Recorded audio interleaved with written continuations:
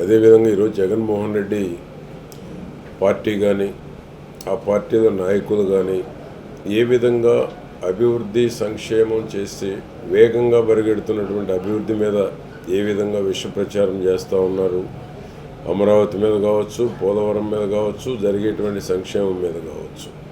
వాడు చేసిన అప్పులు మన ఆదాయం అప్పులకి వడ్డీలకి మ్యాక్సిమం సరిపోతూ ఉంది. అయినా చంద్రబాబు గారికి ఉన్న క్రెడిబిలిటీ తోటి ఈరోజు పెన్షన్ ఇచ్చినా, తల్లికి వందనం ఇచ్చినా, బస్సు ఫ్రీ ఇచ్చినా, అన్నదాత సుఖీభావ్ ఇచ్చినా, గ్యాస్ ఇచ్చినా, అన్న క్యాంటీన్లు పెట్టిన, దానికి తోడు గుంతల రోడ్లన్నీ పోడ్చటం. ఈరోజు జరిగేటువంటి అభివృద్ధి దేశంలోనే నెంబర్ 1 స్థానంలో ఉన్నాం. కేంద్రం కూడా పెట్టుబడులు ఇచ్చేటువంటి దాంట్లో కూడా మనం ముందంజలో ఉన్నాం.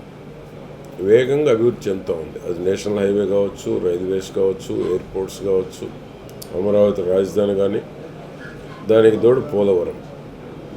ఇన్ని రకాల అభివృద్ధి జరుగుతూ ఉంటే జగన్మోహన్ రెడ్డి కానీ ఆ పార్టీల నాయకులకి ఇవేమీ కనపట్లేదు.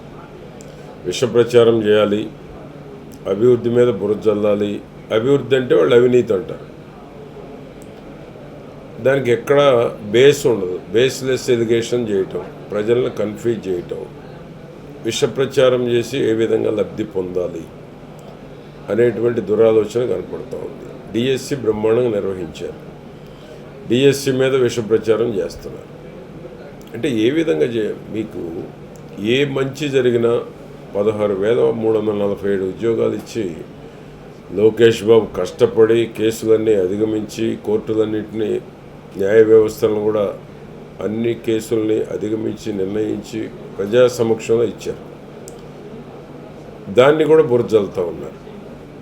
ఏదో ఒక విధంగా విష ప్రచారం చేసి ప్రజల్ని కన్ఫ్యూజ్ చేయటం, ప్రభుత్వానికి ఏ విధంగా బురజల్లాలి, చెడ్డ పేరు తీసుకురావాలి అనేటువంటి దురాలోచనే జగన్మోహన్ రెడ్డి కానీ ఆ పార్టీలో ఉన్నటువంటి వాళ్ళకి కనపడుతూ ఉంది. అదేవిధంగా ఈరోజు జగన్మోహన్ రెడ్డి పోకడ చూస్తే ఎలా ఉందంటే ఎక్కడికక్కడ వైలెన్సో విధ్వంసకరమైనటువంటి ఆలోచనలే కనపడుతున్నాయి. రెచ్చగొట్టేటువంటి విధంగా ఏ విధంగా రాజకీయ లబ్ధి పొందాలి. జగన్మోహన్ రెడ్డికి అభివృద్ధి సంక్షేమం పట్టడంలా మంచిని ఓర్చుకోలేకపోతున్నాడు. మంచిని ఓర్వలేనితనం స్పష్టంగా కనపడుతూ ఉంది. చంద్రబాబు గారు చేసే మంచిని తట్టుకోలేకపోతూ ఉన్నాడు జగన్మోహన్ రెడ్డి. ఆ విధంగా ఆ పార్టీ నాయకులను కూడా రెచ్చగొట్టి ఏ విధంగా విధ్వంసకర ఆలోచనలు చేయాలి, ఉద్రిక్త పరిస్థితులు రావాలి, జరుగుతున్న అభివృద్ధి మీద డైవర్షన్ పాలిటిక్స్ జగన్మోహన్ రెడ్డి ఆలోచనలు స్పష్టంగా కనపడుతూ ఉన్నాయి. ప్రజలు అర్థం చేసుకున్నారు.